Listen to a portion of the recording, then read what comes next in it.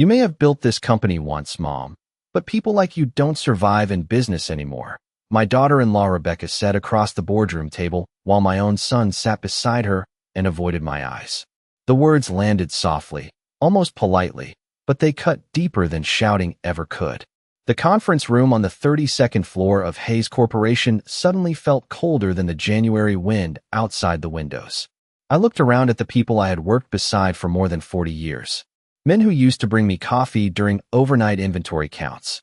Women who had watched my son grow up running through these hallways with crayons in his pockets. Not one of them looked directly at me now. The polished walnut table reflected the city lights beneath us, while Rebecca slid a folder toward me with perfectly manicured fingers. "We believe it's time for a leadership transition," she said calmly. Leadership transition. Such clean words for betrayal. I opened the folder slowly. My title as honorary chairwoman had been revoked. My voting shares had been diluted after a restructuring Daniel never mentioned to me. Even the executive parking access I'd used for decades would be terminated by Friday. I glanced at my son. Daniel loosened his tie, but still couldn't meet my eyes. "It's just business, Mom," he muttered quietly. "Just business." I remembered the first winter Thomas and I opened Hayes Supply Company out of a rented warehouse barely larger than a two-car garage. We survived on canned soup and coffee because every dollar went into payroll for employees we couldn't afford to lose. I drove deliveries myself through snowstorms while Thomas handled invoices at our kitchen table. Daniel used to sleep in a playpen beside the filing cabinets because daycare cost too much. There were nights I wrapped him in my coat while we waited for late freight trucks to arrive from Milwaukee. And now the little boy who once held my hand inside that freezing warehouse sat silently while his wife erased me from the company I built. Rebecca folded her hands together and offered me a smile that never reached her eyes. "We think retirement will be healthier for you at this stage in life," she said. Healthier. As if they were doing me a kindness. I looked at the skyline one last time before removing my gold Hayes Corporation badge from my blazer. My reflection in the dark window looked older than 68. Not weak, just tired in a way sleep could never fix. I placed the badge carefully on the table in front of Daniel. His hand twitched toward it, but he stopped himself. "I hope this decision brings you everything you think it will," I said quietly. Then I stood up, picked up my coat, and walked out of the boardroom without looking back. They thought they had buried me in that room. They didn't realize they had just set me free. I drove home through downtown Chicago while the snow drifted lazily across the windshield, soft and quiet, as if the whole city had decided to look away from me that night. My hands stayed steady on the steering wheel, but inside my chest something heavy had settled there, something colder than grief. Grief belonged to death. This felt different. This felt like erasure. The house greeted me with silence when I stepped inside. The grandfather clock in the foyer ticked steadily beneath the dim amber light Thomas always insisted made the place feel warm during winter. I hung my coat carefully beside his old camel overcoat that still remained untouched after 3 years. Some mornings I still caught traces of his cedar cologne lingering in the fabric. I stood there for a moment longer than usual, staring at it. Then I walked into the kitchen and turned on the small lamp above the stove instead of the overhead lights. I did not want brightness tonight. I poured myself a cup of coffee, even though it was already nearly 9 o'clock. The house creaked softly around me as the heat pushed through the old pipes. Everything inside these walls carried a memory of work, sacrifice, long nights. Thomas sitting at this same kitchen table balancing invoices by hand, because we could not afford an accountant. Me sorting payroll checks while Daniel colored beside me with crayons we bought from the dollar store. People looked at Hayes Corporation now and saw polished glass offices and executive dinners downtown. They did not see the years before that. The years when Thomas and I skipped meals to keep our employees paid through a recession. The years when I wore the same wool coat for 6 winters because every extra dollar went back into inventory. I carried my coffee upstairs and walked into Thomas's study. I still kept it exactly the same. His leather chair faced the bookshelf near the fireplace. His reading glasses rested beside a faded copy of the Wall Street Journal from the week before he passed away. Sometimes I sat in that room just to remember what certainty felt like. Thomas always knew who people truly were long before I did. My eyes drifted toward the framed photograph on the bookshelf. Daniel at 12 years old grinning proudly beside his father outside our first real warehouse location in Joliet. The sign above the building had crooked lettering because we could not afford professional installation yet. Daniel used to beg us to let him help load trucks during summer break. He wanted to be exactly like his father back then. Honest, hardworking, loyal. I lowered myself slowly into Thomas's chair and stared at the fireless fireplace across the room. Somewhere along the way, success had changed the meaning of family for my son. Or perhaps Rebecca had simply given him permission to become the kind of man he already was underneath. I did not know anymore. The worst part was not losing my position at the company. Titles never mattered much to me. It was realizing Daniel had sat through months of meetings, legal paperwork, and private conversations while looking me in the eye at Sunday dinners, pretending nothing had changed. He had already decided to remove me long before that boardroom meeting. The betrayal had not happened in one night. It had happened slowly, quietly, one polite lie at a time. I took a sip of cold coffee and looked out the study window at the snow covering the backyard. Thomas once spent entire weekends landscaping himself. You were right about people, I whispered softly into the empty room. Then I sat there alone, listening to the clock downstairs tick through the silence of the house we built together, while somewhere across the city my son celebrated the future without me in it. The next morning I woke before sunrise the way I always had during the years Thomas and I were building the company. For a few seconds I forgot everything. The bedroom was dim and quiet except for the faint hum of winter wind brushing against the windows. Then reality returned all at once. I lay there staring at the ceiling while the empty side of the bed beside me seemed larger than usual. Thomas used to say difficult days should begin early because problems only grow heavier when you let them sit too long. So I got up, tied my robe tightly around my waist, and went downstairs to start the coffee. Snow still covered the backyard in a smooth white sheet untouched by footprints. I stood at the kitchen sink watching the pale morning light settle over the trees while the coffee brewed behind me. My phone buzzed softly on the counter. For one foolish second I thought it might be Daniel. It was not. It was a notification from Hayes Corporation announcing a new executive leadership campaign on social media. Rebecca stood front and center in the photograph, wearing a cream-colored suit with her hand resting lightly on Daniel's arm. The caption read, "Ushering Hayes Corporation into a bold new era." I stared at the screen a long moment before setting the phone face down beside the sink. Bold new era. They had already rewritten the story. By 9 o'clock, I forced myself out of the house to pick up groceries and refill a prescription downtown. People still recognized me in the neighborhood. At the pharmacy counter, an older man wearing a Bears jacket smiled warmly and asked how retirement was treating me. The word retirement sounded strange coming from someone else, like hearing a rumor about your own life before you were ready to believe it. I smiled politely and said I was adjusting. On the drive home, I passed one of our original distribution centers near Cicero Avenue. Or perhaps I should stop calling it ours now. The parking lot looked half empty even for a Tuesday morning. 2 loading docks sat closed while a line of delivery trucks remained idle along the side fence. That was unusual. Hayes Corporation never tolerated delays during shipping hours. Thomas built the company around reliability. If customers cannot depend on you during bad times, he used to say, they will never trust you during good ones.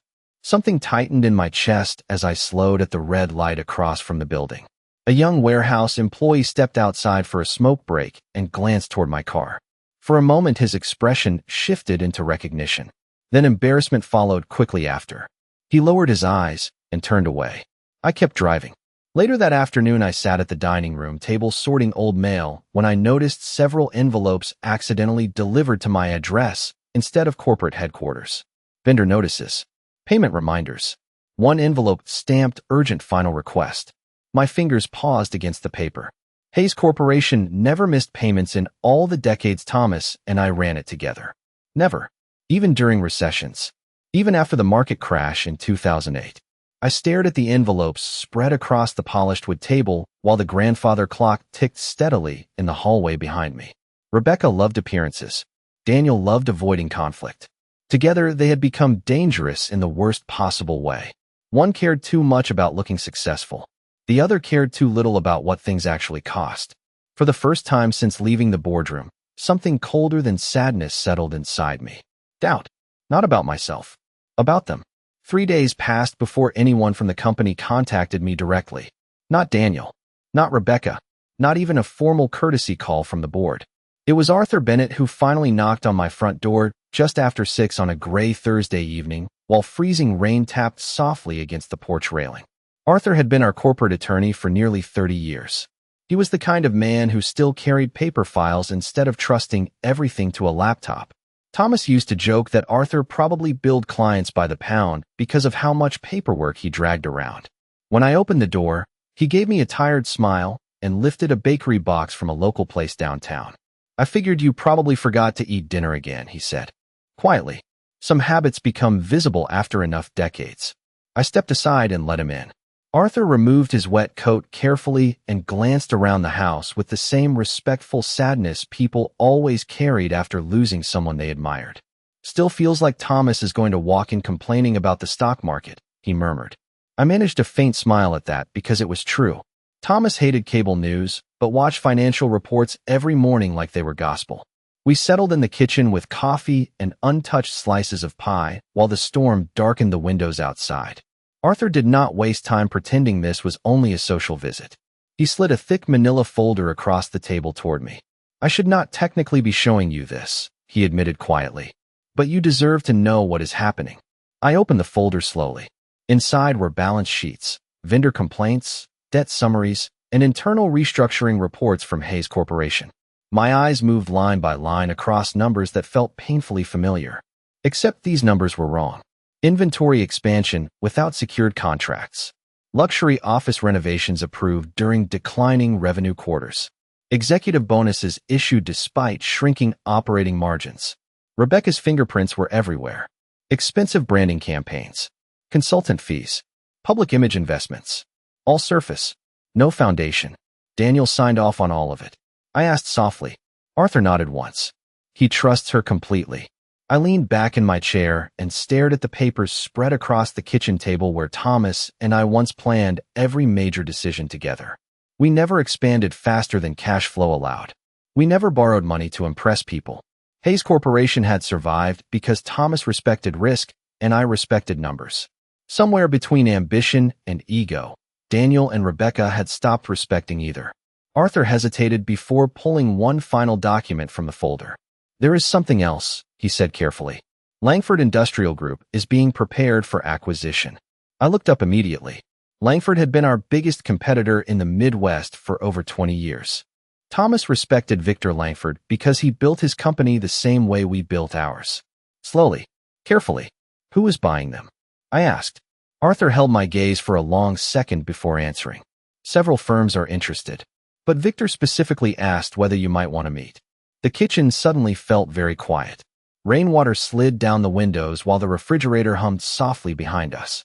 I looked back down at the financial reports from Hayes Corporation scattered across the table. The company Daniel and Rebecca fought so hard to control was already cracking beneath them. Not because of bad luck. Not because of the economy. Because neither of them understood the difference between building something and wearing it like jewelry. Arthur folded his hands together carefully. "Margaret," he said gently. "They pushed out the one person in that company who knew how to survive difficult times." I did not answer right away. I simply looked toward the dark hallway where Thomas's old coat still hung untouched beside the front door, and for the first time since the boardroom meeting, I felt something shift quietly inside me. Not anger. Clarity. 2 mornings later, I found myself standing in front of Langford Industrial Group headquarters on the north side of Chicago while icy wind curled between the buildings and tugged at the collar of my wool coat. The last time I had walked into this building was almost 11 years ago during a transportation contract negotiation Thomas insisted on handling personally. Back then, Victor Langford greeted competitors with the same sharp smile gamblers used at poker tables. But Thomas respected him because Victor never pretended business was anything other than business. Honest competition, honest risk, honest consequences. The receptionist recognized my name immediately and escorted me upstairs without delay. Victor's office overlooked the river, gray beneath the winter sky, with freight barges moving slowly through the water below. He stood as I entered, older now, broader around the shoulders, silver-haired instead of dark-haired, but still carrying the same steady confidence I remembered. "Margaret Hayes," he said warmly, while shaking my hand. "You look exactly like someone who has survived difficult people." I laughed softly before I could stop myself. It was the first genuine laugh I had managed in days. Victor motioned toward the leather chair across from his desk and poured coffee into heavy ceramic mugs instead of offering bottled water the way modern executives always seem to do. Small details mattered to men from our generation. We sat quietly for a moment before he finally leaned back in his chair. "I heard what happened at Hayes Corporation," he said. "Chicago business circles are not exactly discreet." I stared into my coffee but did not answer. Victor nodded slowly as if silence itself confirmed everything.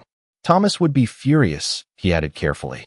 That nearly hurt more than the boardroom meeting itself. Because he was right. Victor opened a thin folder resting on his desk and slid several documents toward me. "I am preparing to step back from active management within the next year," he explained. "My children are not interested in manufacturing. One lives in Seattle designing software. The other teaches music in Vermont. Neither wants this life." There was no bitterness in his voice, only acceptance. "Several private equity firms have made offers," he continued. "But I built this company over 40 years. I do not want it stripped apart for parts and quarterly profits." My eyes moved over the paperwork. Revenue reports. Expansion opportunities. Supplier contracts across the Midwest. Langford Industrial Group was smaller than Hayes Corporation, but far more stable. No reckless spending. No inflated executive payroll. The foundation was solid. Victor watched me carefully across the desk. "Arthur tells me you still understand this industry better than anyone in Chicago," he said. "And frankly, Margaret, your son has become distracted by appearances." The words landed harder because they were true. Daniel used to understand warehouses, delivery schedules, vendor trust, and customer loyalty. Now he talked like Rebecca. Branding strategy, image management, public positioning. Beautiful words that meant very little when trucks stopped moving on time. I set the documents down slowly. "You are asking me to help buy this company," I said quietly. Victor nodded once. "I am asking whether you still remember who you were before people convinced you to sit quietly in the corner." The room fell silent except for the faint sound of traffic below the windows. Outside, snow began drifting lightly over the river again. For the first time in weeks, I felt something awaken inside me that I thought grief had buried alongside Thomas. Not revenge. Something steadier. Purpose. I looked out across the city skyline, where Hayes Corporation's tower stood somewhere beyond the gray horizon, and realized Daniel and Rebecca believed they had removed me from the game entirely. What they never understood was that I had never needed the title to know how business worked. I built my life learning how to survive after doors closed. The meetings with Victor became routine after that. Quiet breakfasts before sunrise. Long afternoons reviewing supplier contracts and freight costs. Conversations about manufacturing problems most modern executives considered too boring to understand. I had forgotten how much I missed real work. Not ceremonies. Not boardroom performances. Actual work. The kind that required attention instead of applause. Victor rented me a small office on the 19th floor overlooking the river, far from the polished luxury of Hayes Corporation headquarters. The carpet was worn near the doorway, and the coffee machine rattled every morning, but nobody there cared about appearances. They cared about whether deliveries arrived on time and whether clients trusted your word. I felt more useful in those small rooms than I had during my last 5 years at Hayes Corporation combined.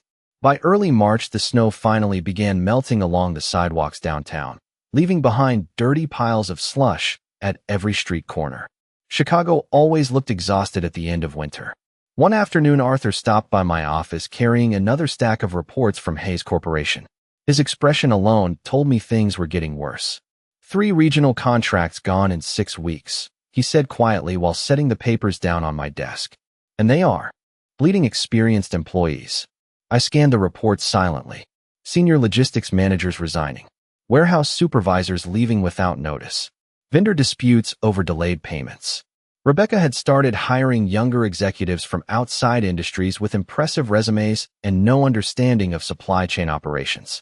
People who used words like disruption and transformation during meetings while forgetting trucks still needed fuel and drivers still needed schedules. Daniel thinks the company only needs better branding, Arthur said carefully. I closed the folder and looked out the window toward the gray river below. "No," I replied softly. "Daniel wants admiration. That is different." A few days later, I stopped at a grocery store near my neighborhood after work. I was comparing soup cans in the aisle when I heard someone quietly say my name behind me. I turned and nearly did not recognize him at first. Frank Delaney, one of our old warehouse managers from Joliet. He looked thinner than I remembered, older around the eyes. Frank had worked with Thomas and me for 26 years before suddenly retiring 2 months earlier. At least that was the official story Daniel told people. Frank gave me a tired smile. They pushed me out, he admitted after a moment. Said I was resistant to modernization. The pain in his voice sounded painfully familiar. We stood near the canned vegetables talking quietly while shoppers pushed carts around us without noticing. Frank explained how experienced employees were being replaced with consultants and temporary managers who ignored safety procedures and delivery patterns that had worked for decades. Nobody listens anymore, he said. Rebecca treats the company like it is some kind of social media brand instead of a freight operation. Before leaving, Frank hesitated awkwardly and then reached into his coat pocket. He handed me a folded sheet of paper covered in handwritten names. These people would follow you anywhere, he said softly. I unfolded the paper after he walked away. Dispatch coordinators, operations managers, drivers, supervisors, people who spent their lives helping build Hayes Corporation alongside Thomas. And me. Loyal people, skilled people, forgotten people. I stared down at those names in the middle of the grocery store aisle while fluorescent lights hummed softly overhead, and something became very clear to me in that moment. Daniel and Rebecca believed they inherited a company. What they actually inherited was responsibility. And responsibility cannot survive once trust disappears. That night, I sat alone in my kitchen again, looking at Frank's list spread across the table beside Victor's acquisition papers. Outside, cold rain tapped steadily against the windows while the city moved quietly beyond the darkness. For the first time since leaving Hayes Corporation, I stopped thinking about what I had lost and started thinking seriously about what could still be built. By April, the acquisition papers were nearly finalized, and my days no longer felt empty. They felt focused. Every morning I arrived at the Langford office before 7, carrying the same leather briefcase I had used for years at Hayes Corporation. The younger employees always looked surprised to see me there so early. Most executives my age spent their mornings golfing or attending charity luncheons. I spent mine reviewing freight reports and interviewing operations managers. Some habits never leave you. Victor watched me carefully during those weeks. One afternoon, he leaned against my office doorway while I reviewed warehouse staffing numbers and said quietly, "You know, Margaret, this place has more energy now than it has had in years." I glanced up from the paperwork. "People work harder when they feel respected," I replied. He smiled faintly because he understood exactly what I meant. Frank Delaney became one of the first people I officially brought over from Hayes Corporation. Then came 2 dispatch coordinators from Indianapolis, a regional logistics supervisor from Milwaukee, 3 veteran drivers who knew every Midwest shipping route better than any software program ever could. None of them asked for inflated salaries or fancy titles. They only wanted stability, purpose, a place where experience still mattered. Word spread quietly through the industry faster than I expected. Hayes Corporation had once been known as the company where employees stayed for decades. Now people left every week. One Friday afternoon, Arthur stopped by my office again, carrying another stack of reports. He looked exhausted this time. Rebecca launched a luxury rebranding campaign, he said while loosening his tie. $2 million. I stared at him in disbelief. During declining cash flow? Arthur nodded grimly, and Daniel approved it. I walked toward the office window, overlooking the river, while late afternoon sunlight reflected across the water in long golden streaks. Somewhere inside me, the anger I expected to feel never fully arrived. What replaced it was sadness, so deep it almost felt physical. Because I could see exactly how this story would end long before Daniel could. He was still trying to impress people while the foundation beneath him quietly cracked apart. That evening, I attended an industry networking reception downtown with Victor. The ballroom overlooked Lake Michigan, glittering beneath the city lights. Waiters moved between executives carrying silver trays, while soft jazz played near the stage. I recognized dozens of faces from years in the business world. Some looked surprised to see me there beside Victor instead of hidden away in retirement the way rumors suggested. Halfway through the evening, the ballroom doors opened, and Daniel walked in with Rebecca at his side. She wore a white designer dress that probably cost more than my first car. Daniel spotted me almost immediately. For a second, his expression froze with visible confusion before Rebecca leaned close and whispered something into his ear. Her smile returned instantly after that. Smooth, controlled, artificial. They approached us together through the crowd. Mom, Daniel said awkwardly. I did not know you would be here tonight. Neither did we, Rebecca added lightly while glancing toward Victor. Although I suppose retirement can get boring after a while. Victor nearly laughed beside me, but remained polite. I looked at Rebecca calmly for several long seconds. Then I noticed something behind her confidence for the first time since all of this began. Nervousness. Small but unmistakable. Because rumors had already started spreading through the industry. Experienced employees leaving Hayes Corporation. Victor delaying acquisition talks with outside firms. My sudden return to business meetings. Rebecca understood image better than anyone, and she was beginning to realize the image around her was changing. Before the conversation could continue, an older executive from Detroit walked over and shook my hand warmly. Margaret, he said with a broad smile. I hear congratulations may be in order soon. I saw the color shift slightly from Rebecca's face, while Daniel looked between us in confusion. I simply smiled politely and took a slow sip of champagne while the city lights shimmered beyond the ballroom windows like distant stars.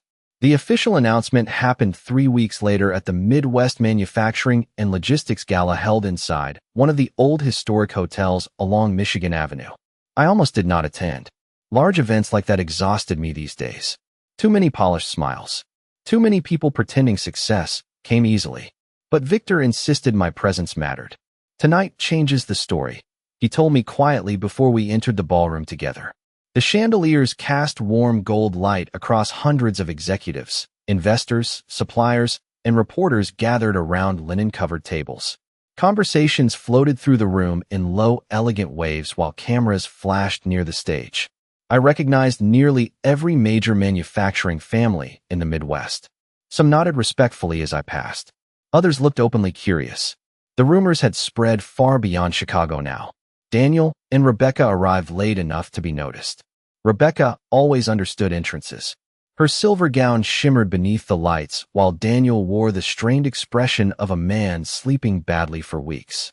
Even from across the ballroom, I could see the tension sitting heavily across his shoulders. Hayes Corporation stock had dropped again that morning after another regional contract collapsed publicly. The industry knew things were unstable, even if Daniel still tried pretending otherwise. During dinner, I noticed Rebecca checking her phone constantly beneath the tablecloth while Daniel drank more bourbon than usual. Victor remained calm beside me, discussing freight expansion opportunities with a supplier from Indiana, as if tonight were any ordinary business dinner. That steadiness was one of the reasons Thomas respected him. Men like Victor understood timing. They never rushed important moments. After dessert, the ballroom lights dimmed slightly as the master of ceremonies stepped onto the stage. Conversations softened immediately. Awards came first. Lifetime achievement recognitions. Expansion announcements. Industry partnerships. Then finally the host adjusted his glasses and smiled broadly toward our table. And now, he announced, we recognize one of the most significant acquisitions in Midwest manufacturing this year. I saw Rebecca sit straighter instantly. Daniel looked confused. The giant projection screens beside the stage flickered to life with the Langford Industrial Group logo. A low murmur spread through the ballroom. After months of negotiation, the host continued, Langford Industrial Group will officially transition into new leadership under majority ownership, led by Margaret Hayes. Silence. Real silence. The kind that arrives when an entire room suddenly understands something important at the exact same moment. I did not stand immediately. I simply sat there calmly while cameras turned toward our table and hundreds of eyes followed them. Across the ballroom, Daniel stared at me like he no longer recognized his own mother. Rebecca's face lost all color beneath the ballroom lights. The host kept speaking, but I barely heard the words after that. Strategic partnership. Industry veteran. Future expansion. None of it mattered as much as the look in Daniel's eyes. Not anger. Not even betrayal. Fear. Because for the first time since that boardroom meeting, he realized I had not disappeared quietly into retirement. I had rebuilt something beyond his control. Victor rose first and offered me his hand politely. The ballroom erupted into applause as I finally stood beside him. The sound echoed through the massive room, while flashes from cameras burst like tiny lightning strikes across the crowd. I caught sight of several former Hayes Corporation employees smiling openly near the back tables. Frank Delaney among them. Proud. Relieved. Seen again. Rebecca leaned toward Daniel, speaking rapidly through clenched teeth, while he continued staring at me in stunned silence. I remembered the exact moment months earlier when they removed my company badge and decided I no longer belonged in the future they planned. What neither of them understood then was that experience does not disappear because younger people stop appreciating it. It waits. Quietly. Patiently. And sometimes the people you push aside are the very people who taught you how power works in the first place. By the end of summer, Hayes Corporation no longer looked like the company Thomas and I spent 4 decades building. The headlines tried to soften the situation with words like restructuring and market adjustment, but people inside the industry knew the truth. Vendors were pulling contracts. Warehouses were operating below capacity. Employees no longer trusted leadership. Once that happens inside a business, collapse becomes only a matter of time. I never celebrated any of it. That surprised people. Some expected me to enjoy watching Daniel and Rebecca struggle after everything they did to me. But there is no real joy in watching your own family lose themselves piece by piece, especially when you remember who they used to be before ambition hollowed them out. One rainy afternoon in September, Arthur walked into my office carrying another set of reports. He placed them quietly on my desk before removing his glasses and rubbing his tired eyes. "They are selling the Indianapolis facility," he said. I closed my eyes briefly after hearing that. That warehouse was the first major expansion Thomas and I ever completed outside Illinois. I still remembered standing inside the empty building with him 28 years earlier while construction crews painted the walls and installed loading equipment. We had celebrated by eating cheeseburgers sitting on overturned shipping crates because there was no furniture yet. "Daniel approved it this morning," Arthur added softly. I nodded once without speaking. There was nothing left to say anymore. Later that evening, after most employees had gone home, my assistant knocked gently on the office door. "Your son is here," she said carefully. For a moment, I simply stared at the city skyline outside my windows while rain streaked softly down the glass. Then I told her to send him in. Daniel looked older than his 42 years when he stepped inside. His suit hung loosely now and dark circles rested beneath his eyes. He stood near the doorway awkwardly, almost like a nervous teenager again instead of a corporate executive. For several long seconds, neither of us spoke. Finally, he looked around my office quietly. Not luxurious, not flashy, just organized, functional, alive. "You built all this again," he said softly. "No," I replied calmly. "I helped build it. There is a difference." Daniel lowered his eyes after that. The silence between us felt heavy with years neither of us fully understood anymore. He sat across from my desk slowly and folded his hands together exactly the way Thomas used to during difficult conversations. "Rebecca left last month," he admitted quietly. I did not react. She said the pressure was too much. Investors were blaming her. The board was blaming me. His voice cracked slightly on the last word before he looked away toward the window. For the first time since all of this began, I did not see a powerful executive sitting across from me. I saw the exhausted little boy who once fell asleep under my desk while I worked late nights balancing payroll. "I thought I was protecting the company," he whispered. "I thought modernizing everything meant moving beyond the old ways." I studied his face carefully before answering. "Your father and I never built Hayes Corporation to impress strangers," I said quietly. "We built it to protect the people depending on us." Daniel stared down at his hands in silence. I opened the bottom drawer of my desk and removed a small leather notebook worn soft with age. Thomas used to carry it during our earliest years in business. Inside were handwritten notes about payroll schedules, customer debts, shipping costs, and promises made to employees we could barely afford to pay. I placed it gently in front of Daniel. "This was the real foundation of the company," I told him. "Not the buildings. Not the money. Responsibility." His fingers rested carefully against the old leather cover while rain continued falling beyond the windows. Neither of us cried. Neither of us apologized. Some wounds inside families are too deep for simple words. But as Daniel sat there silently holding his father's notebook, I realized something important. I had spent months believing they erased me from the future. In the end, they only reminded me who I had always been.